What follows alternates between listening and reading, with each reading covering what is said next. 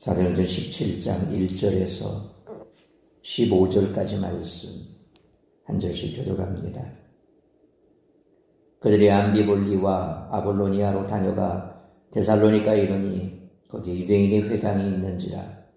바울이 자기의 거리대로 베드로로 가서 새 안식일에 성경을 가지고 강론하며 뜻을 풀어 그리스도가 해를 받고 죽은 자 가운데서 다시 살아나야 할 것을 증언하고 이르되 내가 너희에게 전하는 이 예수가 곧 그리스도라 하니 그 중에 어떤 사람 곧 경건한 헬라인의 큰 무리와 적지 않은 비구인도 고난을 받고 바울과 시기를 따르나 그러나 유대인들은 시기하여 저자의 어떤 불량한 사람들을 데리고 때를 지어 성을 소동하게 하여 야손의 집에 침입하여 그들을 백성에게 끌어내려고 찾았으나 말려하지 못하되 야손과 몇 군대들을 끌고 국장들 앞에 가서 소리질러 이르되 천하를 어렵게 하던 이 사람들이 여기로 이르되 야손이 그들을 맞아들였도다. 이 사람들이 다 가이사의 명을 거역하여 말하되 다른 임금 곧 예수라 하는 이가 있다 하더이다 하니 우리와 국장들이 이 말을 듣고 수고하여 야손과 그 나머지 사람들에게 보석을 받고 놓아주니라. 밤에 행교들이 곧 바울과 시절을 베레아로 보내니 그들이 이거 유대인 회당에 데려가니라. 베레아에 있는 사람들은 데살로니가에 있는 사람들보다 더 너그러워서 간절한 마음으로 말씀을 받고 이것이 그러한가 하여 날마다 성경을 상고하므로 그 중에 믿는 사람이 많고 또 헬라인의 비구인과 남자가 적지 아니하나 데살로니가에 있는 유대인들은 바울이 하나님의 말씀을 베레아에서도 전하는 줄을 알고 거기도 가서 무리를 움직여 소동하게 하거늘 형제들이 곧 바울을 내보내어 바다까지 가게 하되 신라와 동들은 아직 거기 머무더라. 15절 같이 읽습니다. 바울을 인도하는 사람들이 그를 데리고 아덴까지 이르러 그에게서 실라와 디모데를 자기에게로 속히 오게 하라는 명령을 받고 떠나니라. 아멘. 바울과 그의 동력자들은 빌립보를 떠나 데살로니가와 베레아로 진행합니다. 누가는 오늘 본문 1절 말씀처럼 그들이 아비볼리와 아볼로니아를 다녀가 데살로니가에 이르렀다 그렇게 쓰고 있습니다. 이 두 도시는 빌립보에서 데살로니가로 가는 로마의 고속도로인 비아 에그나티아의 중간 기점들입니다. 빌립보에서 암비볼리까지는 53km, 암비볼리에서 아볼로니아까지는 43km, 아볼로니아에서 데살로니가까지는 56km. 그래서 이들은 총 152km를 도보로 여행했을 것입니다. 참 만만치 않은 길이죠. 그 당시만 하더라도 지금처럼 이렇게 교통이 발달하지 못했으니까 배 아니면 말이나 마차 아니면 도보입니다. 그런데 이들은 이렇게 중간 지점들을 돌아가니까 걸어서 갈 수밖에 없는 그 먼 거리를 복음을 들고 그렇게 걸어서 여행했던 거죠. 오늘 본문은 계시와 하나님의 백성의 관계에 관해 두 가지 교훈을 줍니다. 첫째는 계시를 떠난 유대인의 비참함입니다. 유대인들은 그리스도인들을 핍박했습니다. 지역과 인종을 넘어 집요하게 박해했습니다. 이들은 예수 그리스도가 주시다는 선포를 반역자들의 구호라고 주장했습니다. 이들 중 대부분은 이 선포가 신학적 메시지인 것을 알고 있습니다. 이들은 언약의 외적 틀만을 붙들고 하나님의 말씀에서 떠난 지 오래된 자들입니다. 우리들 역시 이들처럼 자칭 유대인은 아닌지 자칭 그리스도인은 아닌지 돌아보아야겠습니다. 둘째는 계시를 붙잡는 이방인의 고귀함입니다. 여기서 고귀한이란 말은 바울이 고린도전서 1장 26절에서 고린도 교인들 중 문벌 좋은 자들이 많지 않다라고 했을 때 이 문벌 좋은 자라는 단어와 같은 유네게네스라고 하는 단어를 쓰고 있습니다. 우리가 보면 문벌 좋은 자, 이게 유네게네스구나 라고 들었을 때 이제 뒤에 이어질 내용과 조금 연관성을 생각했을 때 많이 깊이 생각해 봐야 됩니다. 그런데 누가는 이 말을 상당히 아끼고 있다라고 하는 것을 오늘 본문에서 발견할 수 있습니다. 그는 유력 인사들을 소개할 때도 4절 말씀처럼 헬라인들 중에 종교적으로 경건한 이들, 자, 여기서 경건한이라고 하는 말은 헬라 말로 세부메노스라고 되어 있습니다. 또 신분적으로 부인들 중에서 첫째 가는이라고 하는 말, 그 말도 프로토스라고 하는 단어입니다. 그 말을 사용해서 이 고귀하다라는 유네게네스라는 말을 쓰지 않았습니다. 앞에 말씀드렸습니다. 고린도전서에서는 이 유네게네스라는 단어가 문벌 좋다라고 이렇게 표현이 되어 있고, 오늘 본문에서는 고귀하다라고 했을 때 사실 이 헬라 단어로 보면 우리 한글 번역상 별로 그렇게 의미가 맞지 않는 것처럼 보이죠. 중요한 것은 어쨌든 고린도전서에서는 문벌 좋다라고 이렇게 표현되어 있고, 또 우리 이 사도행전에서는 고귀하다라고 이렇게 되어 있습니다. 또 베레아에서도 헬라 부인들 중에 이 잘생긴, 아름다운, 우아한 그렇게 번역되는데 그 단어는 유스케몬이라고 하는 단어입니다. 소위 귀족을 말하죠. 그러니까 귀족을 말하는 이 단어가 또 우리말로 번역될 때는 잘생겼다, 아름답다, 우아하다 이렇게 번역이 되는데, 이 단어 역시도 유스케몬이라고 해서 유게네스하고는 좀 다른 단어입니다. 그런데 11절 말씀처럼 복음을 듣고 성경을 살펴보는 베레아 그리스도인들에 대해서는 더 너그러워서라고 하는 단어를 쓰고 있습니다. 사실 옛날 우리 지금 개역개정 성경이거든요. 그 앞에 우리가 봤던 개역 한글 성경에서는 더 신사적이어서라고 그렇게 표현되어 있습니다. 기억나실 겁니다. 그러니까 더 신사적이다, 더 너그럽다. 자, 이 단어는 유네게네스테로이, 같은 유네게네스입니다.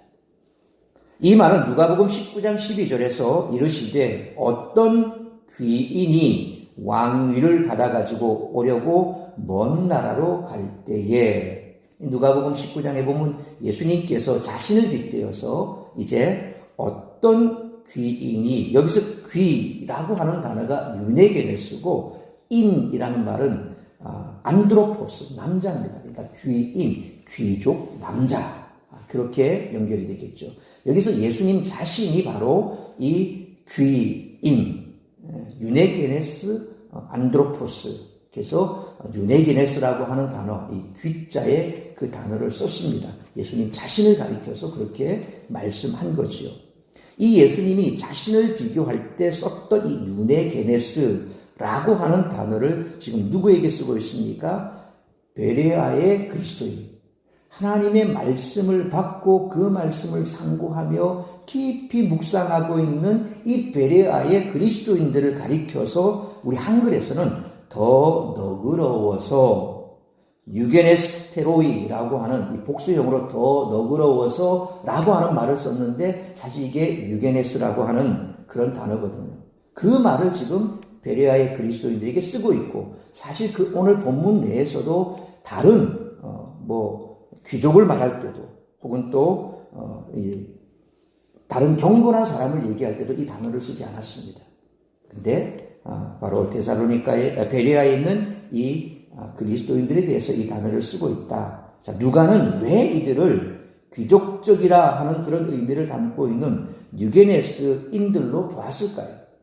그것은 그들이 누가복음 19장 12절에서 예수님 자신을 비유한 이 귀인, 아까 귀라고 하는 단어, 뒤에 있는 안드로포스인데 남자를 뜻합니다. 어쨌든 이 귀인, 유게네스에게 속한 사람들이기 때문에 그렇다라는 겁니다. 소위 말하면 겉으로 보기에 귀족이라고 되어 있는, 혈통적으로 귀족인 사람, 혹은 또 겉으로 보기에 잘 치장한 사람, 아름답게 보이고 우아한 사람, 이런 사람들은 그냥 그런 사람일 뿐이고, 정말 예수 그리스도에게 속한 사람이 바로 귀족이고 귀인이고, 그리고 그런 사람들이 예수님께 속한 사람들이다 라고 하는 그런 사상을 가지고 있기 때문입니다.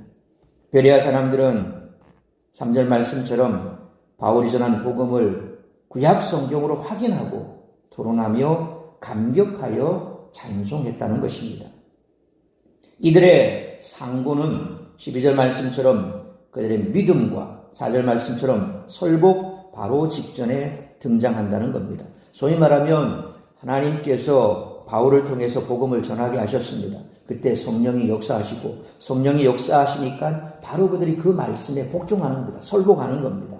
그리고 그 설복하고 말씀을 계속해서 묵상하면서 진짜 그 말씀이 맞나라고 상고를 하며 그들이 받은 것이 뭡니까? 이제 믿음을 받은 거죠. 그래서 그와 같이 그들이 성령에 활동하는 그 영역 안에서 이와 같은 반응을 보이고 있음을 우리가 볼 수 있습니다. 다시 말하면 성령이 역사하는 그 현장에 이와 같이 말씀에 복종하고 또 그 말씀을 잘 상고하고 그러면서 궁극적으로 성령의 역사로 그들이 믿게 되는 그런 과정을 오늘 본문은 또 말씀하고 있는 겁니다. 이들은 거듭난 이제 새로운 피조물로 그 마음에 성령의 친히 거주하게 되는 거죠. 그래서 성령이 임하시면 우리는 새로운 피조물이 되는 겁니다. 따라서 누가가 사용한 더 너그러운 이들, 그래서 이것이 바로 더 고귀한 이들, 그렇게 번역이 되겠죠. 그런 표현은 베드로의 너희는 택하신 족속이요 왕같은 제사장들이요 거룩한 나라요 그의 소유관 백성이라는 표현과 결코 다르지가 않다는 것입니다. 누가 그렇습니까? 바로 베리아에 있는 그리스도인들. 하나님의 말씀을 받고 그 말씀에 설복되면서 그 말씀을 상고하고 믿게 된 그들에 대해서 이런 표현을 썼죠. 그렇다면 우리는 과연 십자가의 복음과 성경을 붙잡고 있는지 오늘 이 아침 다시 한번 돌아봐야겠습니다. 유대인들은 자신들을 아브라함의 자손 하나님의 백성이라고 여겼습니다. 그러나 그들의 면면을 살펴보면 하나님의 백성이라고 말하기에는 어울리지 않는 태도가 자주 나타났습니다. 그래서 세례 요한은 누가복음 3장 8절에서 그들에게 하나님은 능히 돌들로도 아브라함의 자손을 만드실 수 있다라고 선포했던 것입니다. 사실 오늘날 유대인들도 마찬가지입니다. 정통 유대인들은 기독교인들을 박해합니다.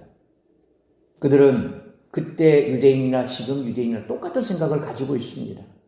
그들은 이단이라고 얘기합니다. 그리스도인들을 이단이라고 얘기합니다. 오늘날도 예루살렘에 가보면 그렇게 이 정통 유대인이라고 주장하는 자들이 기독교 교회 앞에 뭐 폭탄을 갖다 놓는다든지 아니면 뭐 이상한 물건을 갖다 놓는다든지 예배를 못 오게 앞에서 막 이렇게 방해를 한다든지 그렇게 하면서 울분을 토합니다. 사실 히틀러가 이 독일인들이 기독교를 따르지 않습니까? 히틀러 역시도 그 기독교를 주장하는 그런 무리 중에 하나였거든요. 그러면서 인종 청소를 했으니까 그들의 가슴 속에는 한이 있다라는 겁니다. 그리고 나라 없이 떠들게 됐었고 그 많은 고통을 다 기독교 때문에 당했다라고는 소위 말하면 요즘식으로 하면 이 아랍인들이 기독교에 대해서 가지고 있는 반감이나 유대인들이 가지고 있는 반감이나 그렇게 별 그 내용면으로 따지고는 차이가 없는 겁니다. 그래서 기독교에 대해서 반감을 가지고 있는데 아랍인들이 쿠란을 가지고 기독교를 박해하는 그 쿠란의 내용이 사실상 반인륜적인 내용 아닙니까? 여자를 때려도 괜찮다는 내용이라든지 혹은 개종하지 않는 자들을 죽여도 괜찮다든지 이건 소위 이 생명 존중 사상 자체가 그 안에 없는 그런 내용들입니다. 개종 안 한다고 사람을 죽여버리고 참수시켜버리고 우리가 뭐 동영상으로 가끔씩 봅니다만 이렇게 참수하는 장면들을 공공연하게 드러내 보이면서 서방 세계에 대해서 자꾸 이렇게 도발하는 그런 일들. 그러니까 그들이 가지고 있는 이런 종교 사상 자체가 사실상 우리가 가지고 있는 이 내용과 인간 존중에 대한 내용과 완전히 반대되는 내용이 있죠. 그럼에도 불구하고 자기네들은 떳떳하다는 겁니다. 유대인들이 그랬습니다. 기독교인들을 박해하고 오늘 내용을 보면 저자거리에 있는 그런 불량배들을 동원해서 소동을 일으키고 그런 것들에 대해서 전혀 거리낌이 없는 거예요. 하나님께서 뭐라고 말씀하고 어떻게 가르치는지에 대해서는 전혀 관심도 없습니다. 자신들은 유대인이고 정통이고 하나님의 백성이라는 겁니다. 그것만 붙들고 살아가는 겁니다. 껍데기만 붙들고 살아가는 거죠. 바울이 선포하는 말씀 앞에서 유대인들은 이방인들보다 못한 모습을 보이고 있었습니다. 따라서 이와 같은 오늘 본문의 말씀을 통해서 우리들이 깨달아야 할 것은 첫째로 1절로 9절 말씀처럼 무늬만 그리스도인으로 살아서는 안 된다는 것입니다. 1절로 2절 말씀처럼 바울과 실라는 빌립보를 떠나 데살로니가에서 사역을 이어갑니다.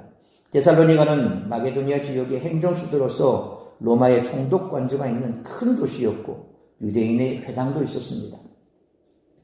회당이 없던 빌립보에서 강가와 옥중에서 복음을 전했던 바울로서는 회당에서 3주나 안식일에 성경을 강론할 수 있었으니 참 훨씬 좋은 환경을 만난 셈입니다. 여기서 바울은 예수님을 3절 말씀처럼 그리스도라 그렇게 가르쳤는데 이는 그가 이방인이 아니라 유대인을 염두에 두고 가르쳤음을 알게 합니다.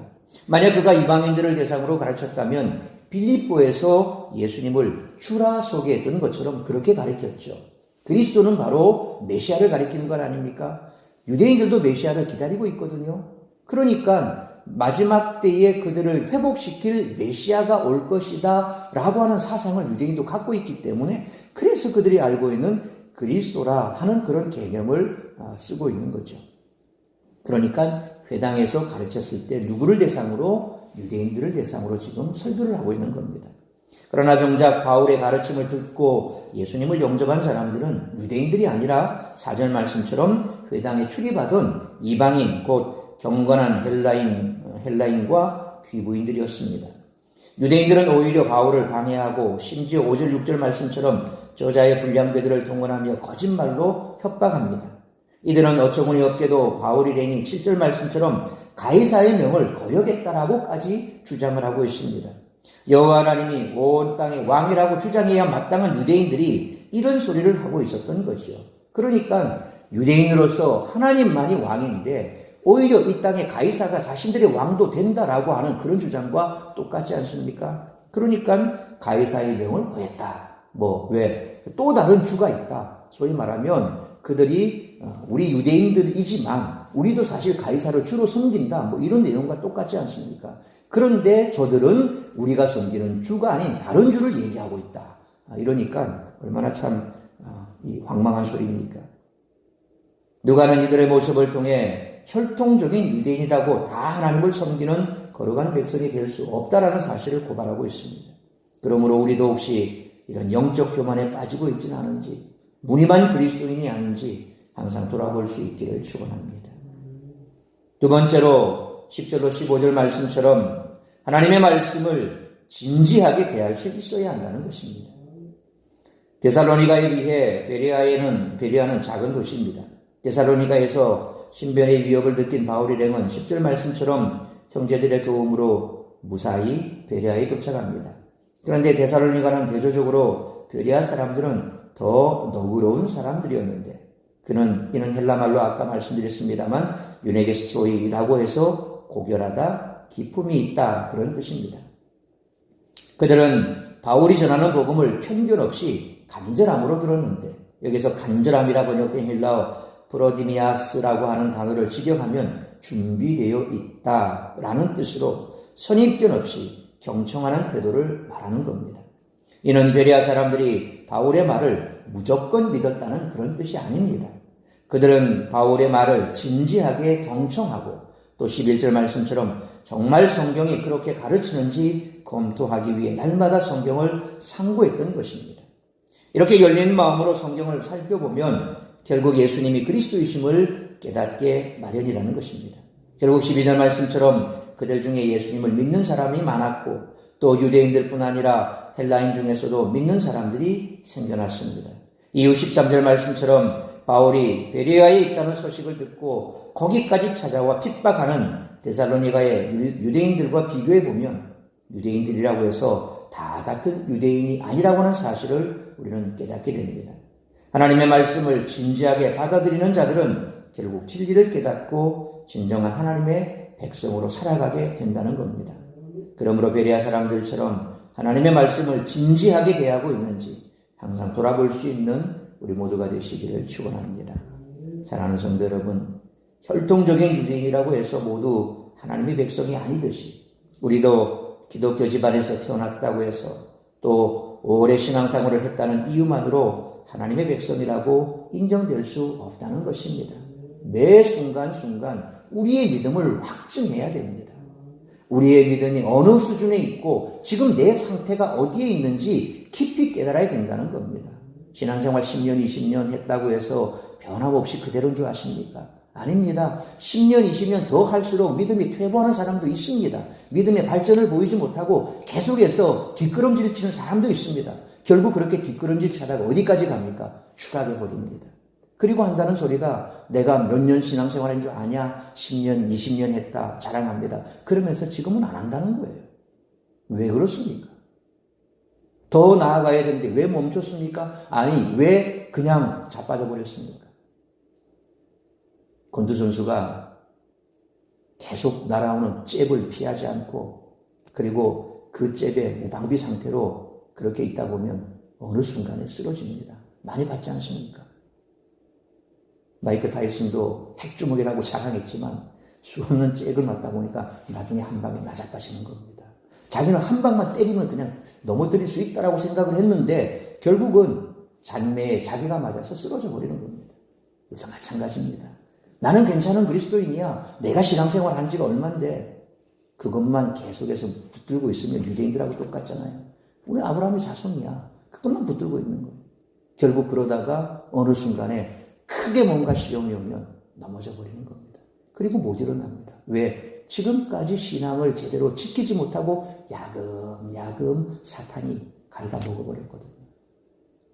그렇게 다 갉아먹히고 나니까 결국 한 방에 쓰러져 버리는 겁니다. 그러니까 우리가 항상 조심해야 될 것은 내가 누군데 요즘 말하면 라떼 같은 생각하면 안 됩니다. 나는 내가 신앙생활 했을 땐 그렇게 했는데 이러면서 자꾸 부정적인 얘기하고 부정적인 생각하고 그리고 진취적인 생각하지 못하고 그렇게 자꾸 지나가다 보면 결국은 자기 신앙 자기가 다 까먹어 버리는 겁니다. 항상 정말 하나님의 말씀 앞에 내가 진지하게 대하고 있는가? 그렇게 우리가 온전한 그리스도인으로 살아가고 있는가 붙들지 않으면 우리도 곧 넘어질 수밖에 없습니다.